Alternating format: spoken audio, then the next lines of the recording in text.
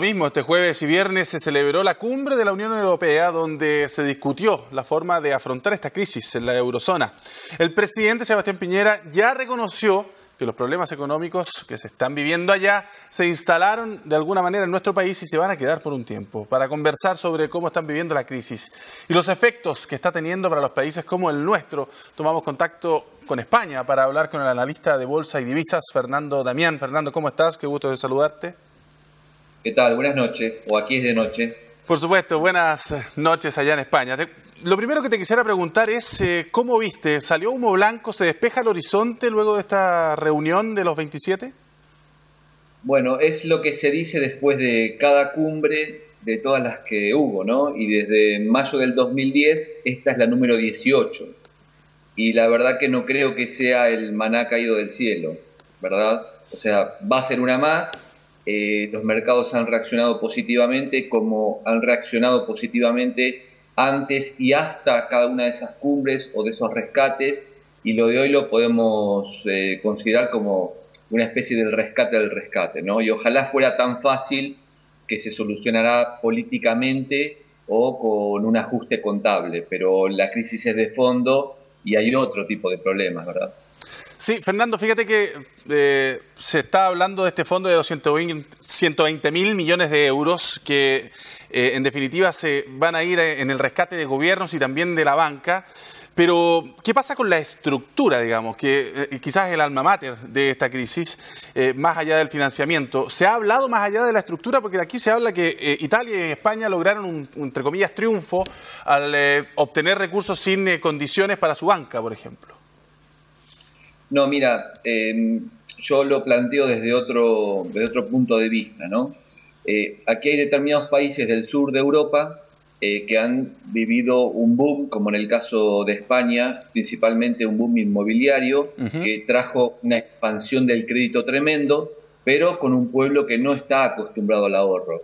Entonces, cuando la expansión del crédito viene antecedida del no ahorro, termina explotando la burbuja y al no existir la posibilidad de devaluar la moneda, que ya todos comparten el euro, España está sumida en un proceso de devaluación interno. Entonces, cuando no se puede devaluar la moneda, hay que devaluar la economía. Yo creo que no es casual que el ministro de Economía, Luis de Guindos, en España, es ministro de Economía y de Competitividad. Entonces, para ganar esa competitividad, hay que bajar salarios, tienen que caer los precios inmobiliarios, tienen que caer muchísimos precios relativos de la economía, y es la forma de ganar esa competitividad.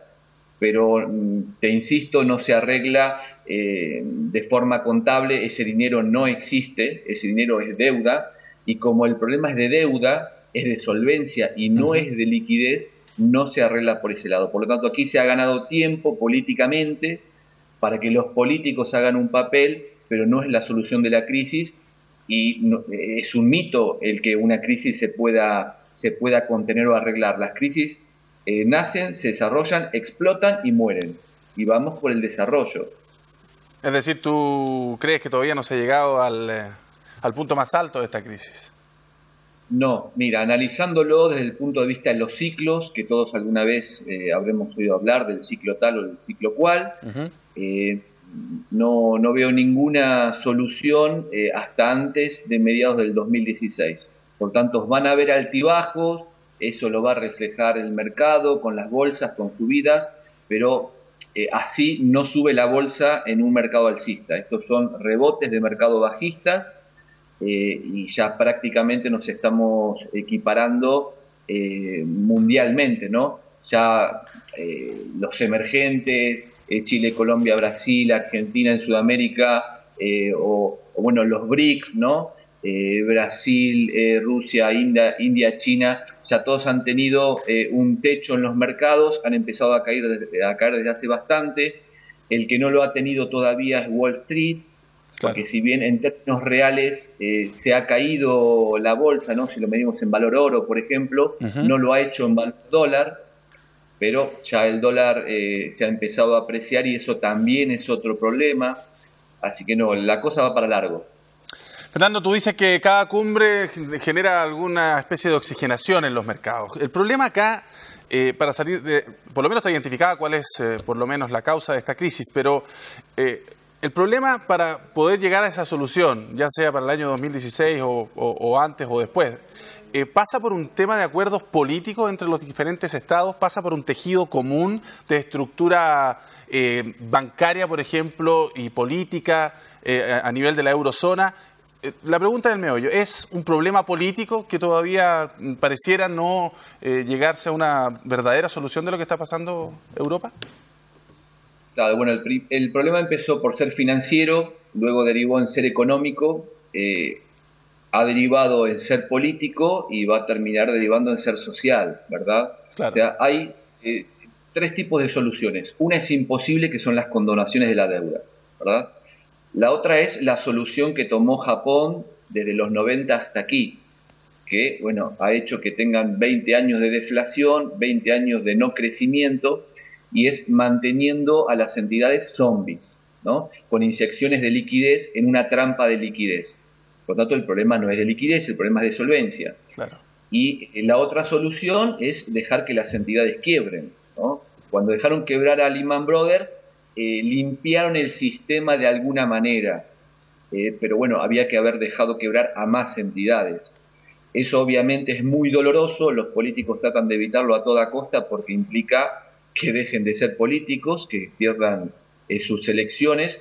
Has visto que en Europa han cambiado de signo político el que estaba.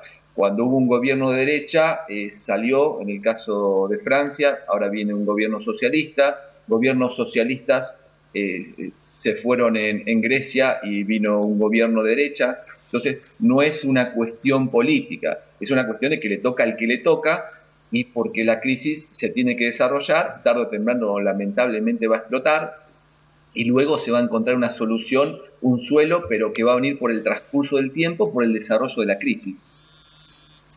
Perfecto, Fernando. Te queremos agradecer por este contacto desde España y, por cierto, por darnos un poco más de luces respecto de lo que está sucediendo, los caminos que se vienen y, en realidad, también qué es lo que significó estas 48 horas de cumbre en Bruselas. Muchas gracias, Fernando.